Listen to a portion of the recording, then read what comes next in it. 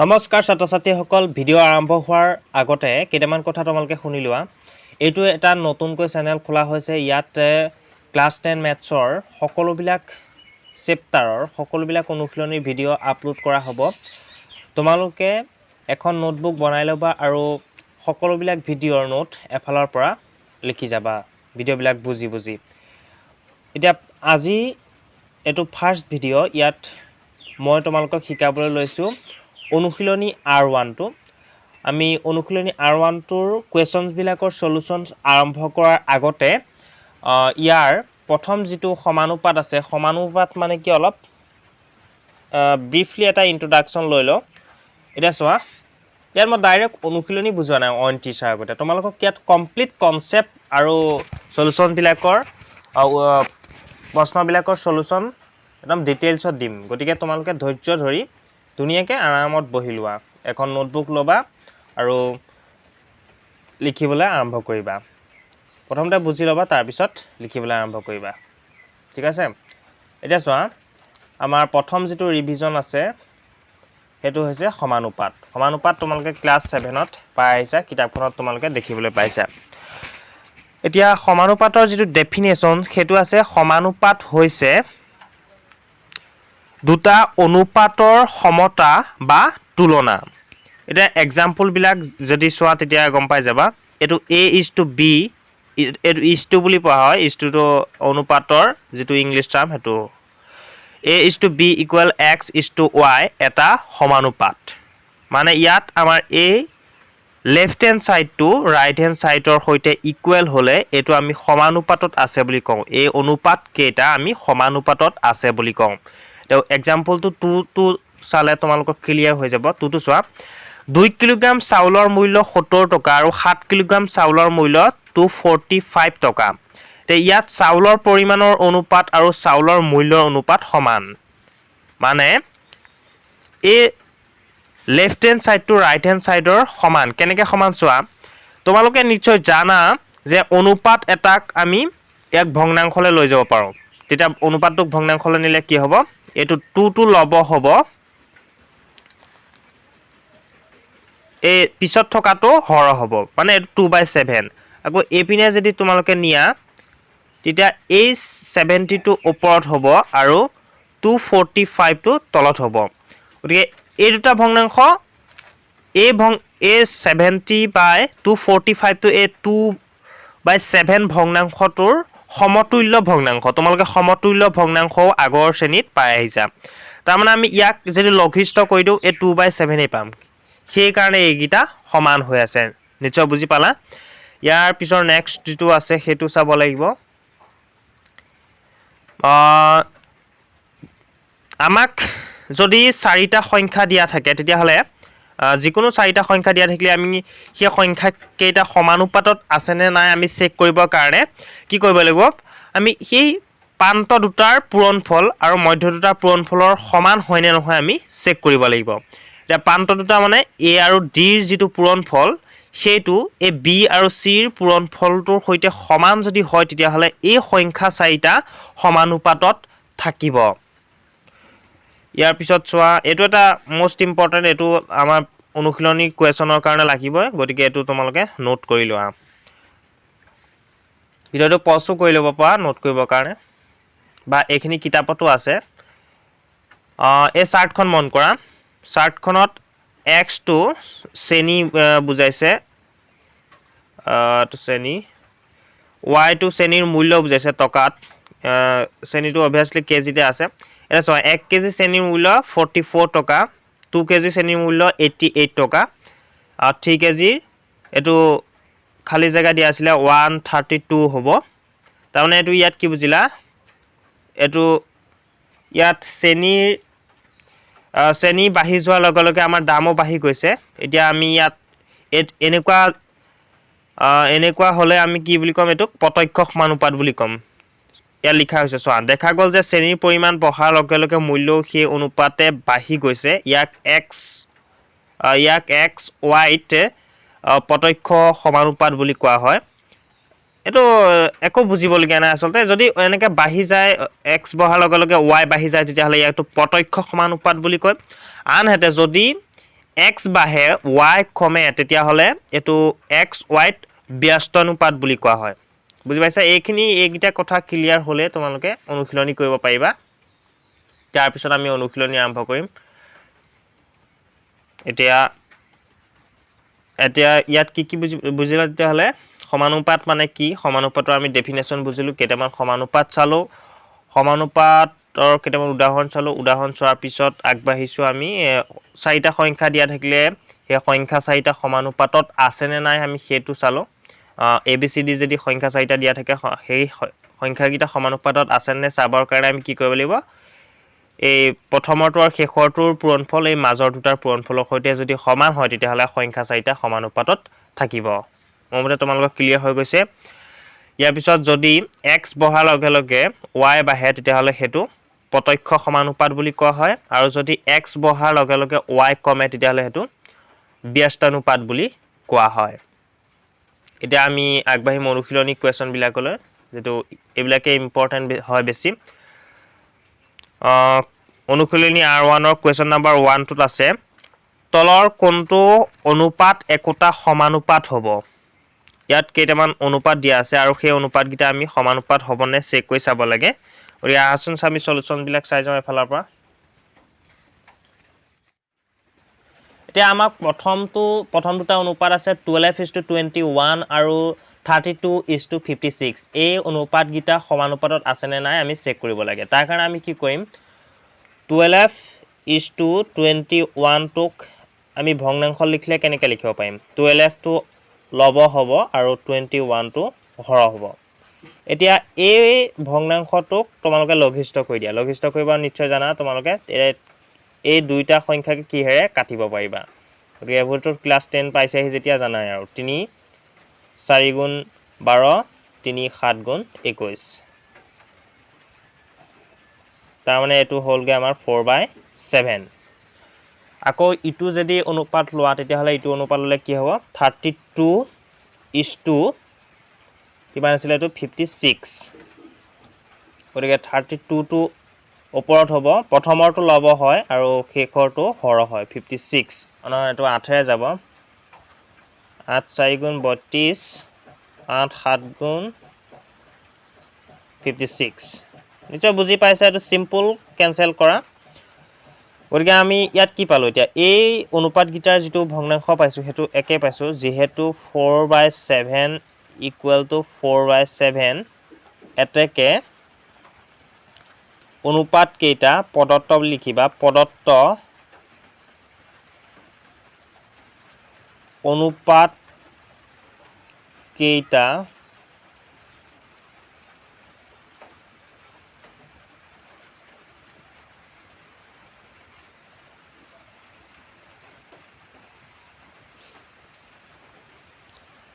এটাকে পদত্ত অনুপাত কেইটা সমানুপাতত আছে ভিডিওটো পজ কৰি তোমালোকে নোট কৰি লোৱা এটা যদি কোৱেশ্চনটো তোমালোকে ভালকৈ মন দিয়া তেতিয়াহলে দেখিবা যে তলৰ কোনটো বুলি কৈছিলে তলৰ কোনবোৰ বুলি কোৱা নাছিলে মানে আমাৰ কোনটো সমানুপাতত আছে হেতু আমাৰ এটা হ'ব যিকোনো এই চাৰিটাৰ গতিকে আমাৰ এইটোৱে সমানুপাতত আছে গতিকে বাকিকিটা সমানুপাতত নাই হলো মই তোমালোকক সমানুপাতত নথকা এটা কৰি দেখুৱাই দিছো মানে টুটোৱে সমানুপাতত নাই হেতু আছে কি আছিল এটো নিশ্চয় নোট কৰি ললা তোমালোকে এটো টুটোত আছে 18:30 আৰু কি দিয়া আছে 14:21 এটা এটো যদি সলিউশনটো চাও 18:30 টোক আমি লিখিব পাৰো 18/30 এটো কিহেৰে কাটিব পাৰিম I think 6 ৰে কাটিব পাৰিম চাগে 6 3 গুণ 18 6 5 গুণ 30 মানে এটো হ'ব 3/5 আৰু ইটো আছে 14:21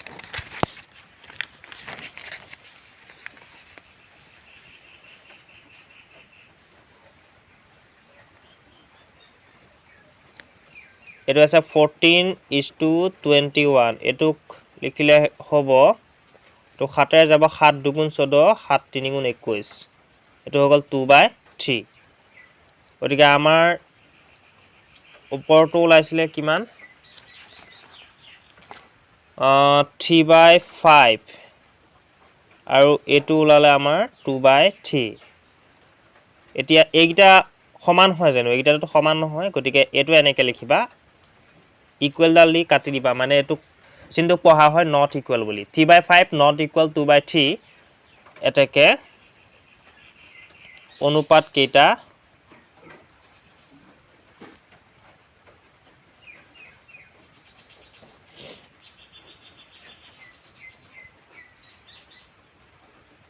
সমানুপাতত নাই এতেকে অনুপাত কেইটা সমানুপাতত নাই এনেকৈ সিম্পলি লিখি দিলেই হ'ব বাকি দুটা তোমালোকে ট্ৰাই কৰি চাবা সেইকেইটা অনুপাতত সমানুপাতত নাথাকিব এনেকৈ নট ইকুৱেল ওলাব তোমালোকে ট্ৰাই কৰি চাবা নিজে তাৰপিছত আমি 2 নম্বৰ কুৱেশ্যনটোলৈ আগবাঢ়িম 2 নম্বৰ কুৱেশ্যনটোত আছে তলৰ কোনবোৰ সংখ্যা ক্ৰমে অনুপাতত থাকিব তাৰমানে আমাক সংখ্যা কেইটামান ৰেণ্ডম দিয়া আছে ইয়াত প্ৰথমটো দিয়া আছে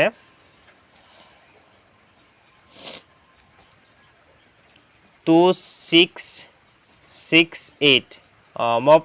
এই ভিডিঅ'টো প্ৰথমতে কৈ আহিছোঁ যদি এনেকৈ সংখ্যা 4টা দিয়া থাকে তেতিয়াহ'লে আমি সেইকেইটা সমানুপাতত আছে নে চেক কৰিবলৈ হ'লে কি কৰিব লাগে আমি চেক কৰিব লাগে যে এই প্ৰথম আৰু শেষৰটোৰ পূৰণফল মাজৰ দুটাৰ পূৰণফলৰ সৈতে সমান হয়নে নহয় আমি সংখ্যা 4টা ABCD বুলি লৈছিলোঁ গতিকে প্ৰান্ত দুটাৰ পূৰণফল যদি মধ্য দুটাৰ পূৰণফলৰ সৈতে সমান হয় তেতিয়াহ'লে সংখ্যা কেইটা সমানুপাতত থাকিব 2 * 8 16 6 * 6 36 ইয়াত তোমালোকে লিখিবা যিহেতু প্ৰান্ত দুটাৰ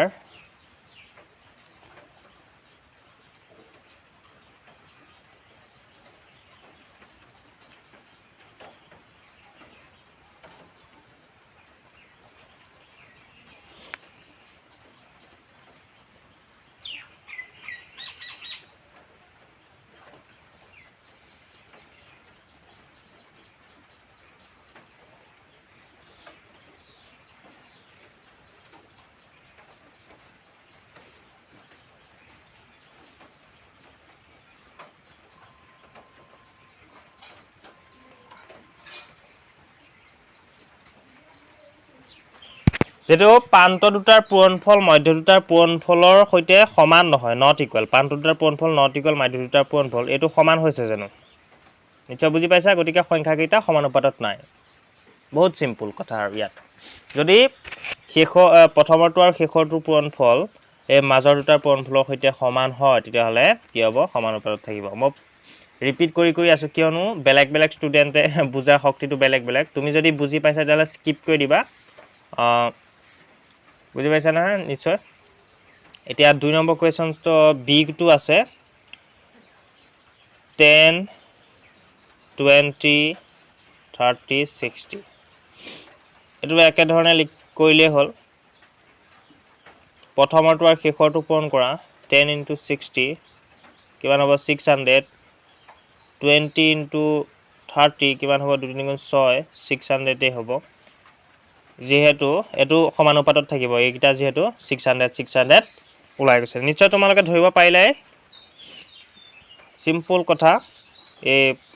প্ৰথমৰটো আৰু শেষৰটোৰ পূৰণফল যদি মাজৰ দুটাৰ পূৰণফলৰ সৈতে সমান হয় তেতিয়াহ'লে এই সংখ্যা 4টা সমানুপাতত থাকিব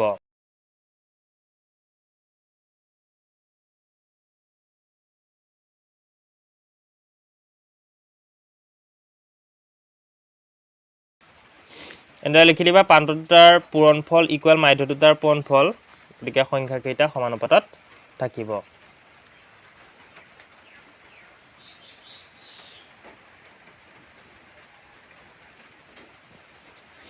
Question number C to চোৱা C টোত আছে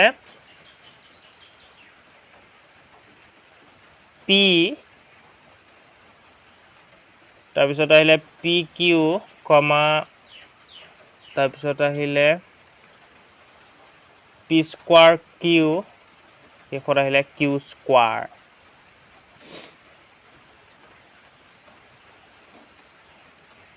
या প্ৰথমৰটো আৰু শেষৰটো পূৰণ কৰা P into Q square তাৰ মানে আমি কি পামগে PQ square মাজৰ দুটা PQ into P square Q এটো কইলে হ'ব p কিউব q স্কয়াৰ তোমালোকে দেখিবলৈ পাইছা এই দুটা সমান হৈছে জানো ৰাখি দুটা একে জানো ইয়াত p কিউব আছে ইয়াতো p টু দি পাৱাৰ 1 হে আছে গতিকে দুটা সমান নহয় ক্লিয়াৰলি দেখিছা একে ধৰণে লিখি দিলে হ'ব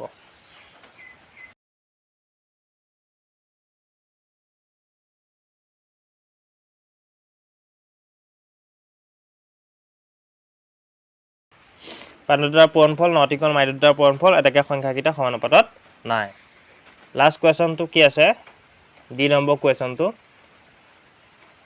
6 আছে 20 আছে 4 আছে 30 আছে এইকিটাটো এনেকৈ চেক কৰি চালে গম পাবা 6 into 30 প্ৰথমৰটো আৰু শেষৰটো 3 × 18 180 20 into 4 গতিকে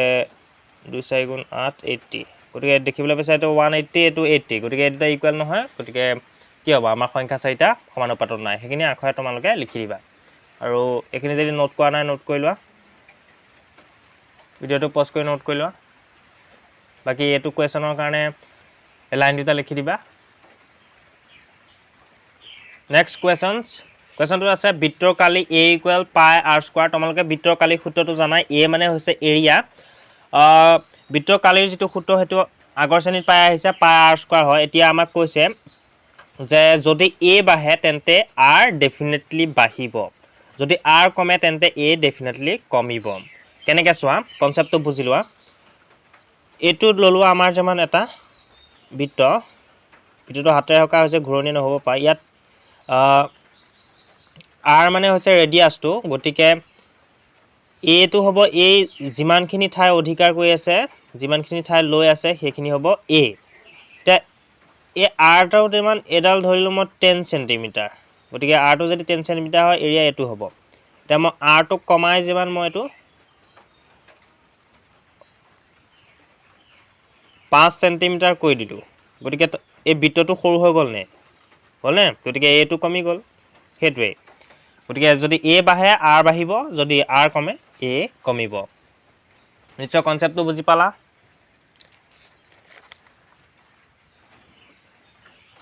নেক্সট কোৱেশ্চনটোত আছে এখন গাড়ীৰ ভ্ৰমণৰ সময় t ৰে বুজাব দূৰত্ব সম্বন্ধনটো তলত তালিকাত দিয়া হ'ল দূৰত্বটো d ৰে বুজাব দূৰত্বটো d ৰে সময়টো t ৰে এতিয়া এটো t এটো d এটো চোৱা ইয়াত এটা নিৰ্দিষ্ট প্যাটাৰ্ন আছে এটো 1 হৈছে 2 3 এনেকৈ বাঢ়ি গৈ আছে হয়নে গতিকে খালি জায়গা কিটাত এটো 6 ৰ পিছত 7 হ'ব 8 হ'ব 9 হ'ব হেতুটো এটা পানী কেছ হৈ পাৰিব আৰু বুজি পাইছা এটো প্যাটাৰ্নত গৈ আছে নিৰ্দিষ্ট আৰু ইয়াত t মানে টাইম আছিল গতিকে সময় বহাৰ লগে লগে আমাৰ দূৰত্বটো বাঢ়িয়ে যাব গতিকে এটো ইয়াত কি দেখিছা তোমালোকে এটো প্ৰত্যক্ষ সমানুপাত বুলি কয় যদি ইয়াত আমি x বহাৰ লগে লগে y বাঢ়িলে এটো প্ৰত্যক্ষ সমানুপাত বুলি ভিডিওটো প্ৰথমতে পঢ়িয়ে আহিছিলো হয় নহয় গতিকে এটো ইয়াত তলত আমাৰ এটো 4 হৈছে 8 হৈছে মানে ইয়াত 4 4 কে বাঢ়ি গৈছে গতিকে এটো 20 24 হ'ব বুজি পাইছা নিশ্চয় 28 32 এটো 4 4 কে বাঢ়ি গৈছে ইয়াতে এটা খালি ঠাই গিটা মই আগতে ফিল আপ কৰি থোৱা আছে নিশ্চয় বুজি পাইছা t আৰু d এ প্ৰত্যক্ষভাৱে বিচৰণ কৰে এটো কিতাপখনৰ ওপৰৰ সাইডতো আছে এই অনুশীলনীটো যদি এটো যদি t বহাৰ লগে লগে d বাঢ়ি যায় তেতিয়া হলে এটো আমি প্ৰত্যক্ষ সমানুপাত বুলি কওঁ বা এটো t আৰু d এ প্ৰত্যক্ষভাৱে বিচৰণ কৰে এনেকে কলেও হয় নিশ্চয় বুজি পাইছা এটো t = 6 হলে d = 24 হ'ব এটো obviously 24 হ'ব d = 28 হলে t = 7 হ'ব ইয়াত তোমালোকে প্ৰথম ফিল আপ কৰিলে এটা সহজ কোৱেশ্চন সেটা ইমান টান নাই তাৰ পিছত d = 36 হলে t = 9 হ'ব আমাৰ নেক্সট কোৱেশ্চনটো আছে যদি p ডাইৰেক্টলি প্ৰপৰ্শনেল টু q মানে এটো আমাৰ প্ৰত্যক্ষ সমানুপাত p প্ৰত্যক্ষ সমানুপাত q আৰু p = 6 হলে q = 30 এতিয়া p = 2 তেন্তে q ৰ মান উলিয়াবলৈ কৈছে এটো কেইবাটাও নিয়ম আছে কৰাৰ মই কিন্তু তোমালোকক এটা সহজ নিয়মত কৰি দেখাম ভিডিওটো চাই যাবা ধুনিয়াকে এতিয়া আমাক q মান উলিয়াবলৈ কৈছে আমি q ৰ মানটোকে x বুলি ধৰি লম ধৰা হল q ৰ মান x এটা চাবা যেহেতু এইটা সমানুপাতত আছে প্ৰত্যক্ষ সমানুপাতত আছে p আৰু q গতিকে আমাৰ কি হ'ব 2:6 এটা p ৰ মান x:30 এটা q ৰ মান গতিকে এটা সমানুপাতত আছে কাৰণে আমি এনেকে ইকুৱেল কৰিব পাৰো কি কাৰণে ইকুৱেল কৰিব পাইছো এইটা যেহেতু সমান p আৰু q সমানুপাতত আছে প্ৰত্যক্ষ সমানুপাতত আছে আৰু 2/6 টোক যেতিয়া আমি ভগ্নাংশলৈ নিম 2/6 হ'ব আৰু এটো x/30 হ'ব এটো সিম্পল কথা এটা x এ 6 ক কোন গলে 6x হ'ব 60 গতিকে ইয়াৰ পৰা x ৰ মানটো 10 ওলাব আৰু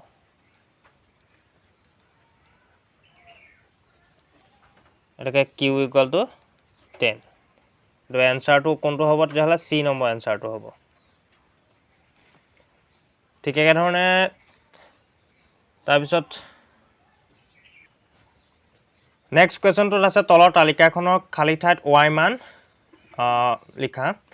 ইয়াত x ৰ মান বিলাক তোমালোকে যদি চোৱা তেতিয়াহলে কি দেখিবা ইয়াত 1 2 4 8 হৈছে তাৰ মানে আমাৰ ইয়াত কি হৈছে এটো 1 এটো 1 টোক যেতিয়া আমি 2 ৰে পূৰণ কৰিছো 2 পাইছো 2 টোক যেতিয়া 2 ৰে পূৰণ কৰিছো 4 পাইছো আৰু 4 টোক যেতিয়া 2 ৰে পূৰণ কৰিছো 8 পাইছো ইয়াত মানে 2 এটাই প্ৰতিটোকে 1 ৰ পিছত পূৰণ কৰি যোৱা হৈছে আৰু এই y মানটো যদি চোৱা 32 তাৰ পিছত পালো 16 8 তাৰ পিছত আমি ইয়াত কি পাম চোৱাচোন কি হৈছে ইয়াত এইবিলাক লজিক্যাল ৰিজনিং বুলি কয় আসলতে লজিক্যাল ৰিজনিংত এইবিলাক আহিব কম্পিটিটিভ এক্সামত এইবিলাক জনাটো তোমালোকৰ কাৰণে ভৱিষ্যতৰ কাৰণে এনো তোমালোকে এটা তোমালোকে যেতিয়া 10ত পঢ়ি আছা গতিকে কম্পিটিটিভ এক্সামটো নিশ্চয় জিবা গতিকে এইবিলাক লজিক্যাল ৰিজনিংত পাবাগে বেছিকে বাৰু ইয়াত কি হৈছে এটা চোৱাচোন ইয়াত 2 ৰে প্ৰতিটোটা পূৰণ হৈছিল হয় নহয় যেটো পাইছিল হেতুত পূৰণ হৈছিল এতিয়া এই 32 টোক আমি যদি 2 ৰে ইয়াত হৰণ কৰো তেতিয়াহলে আমি 16 পাম আকৌ 16 টোক যদি 2 ৰে হৰণ কৰো 8 পাম এটুক যদি 2 ৰে হৰণ কৰো আমি এখিনিত কি পাম এটুক 2 ৰে হৰণ কৰিলে কি পাবা 4 পাবা 2 × 8 গতিকে আমাৰ আনসাৰটো হ'ব 4 বুজি পাইছা R1 টো ফিনিশ কৰি দিলো কমপ্লিট কনসেপ্ট আৰু সকলোবিলাক কোৱেশ্চনৰ সলিউশনস আশা কৰিছো তোমালোকৰ ভিডিওটোৰ পৰা উপকৃত হ'বা যদি তোমালোকে ইয়াৰ পৰা বুজি পোৱা নহলে চেনেলটো সাবস্ক্ৰাইব কৰি বেল আইকনটো দবাই থবা আৰু মই ইয়াত R2 R3 আৰু গুটেই সকলোবিলাক বুজাই যাবলৈ চেষ্টা কৰিম যিমান পাৰো গতিকে চেনেলটো তোমালোকে চাই থাকিবা ধন্যবাদ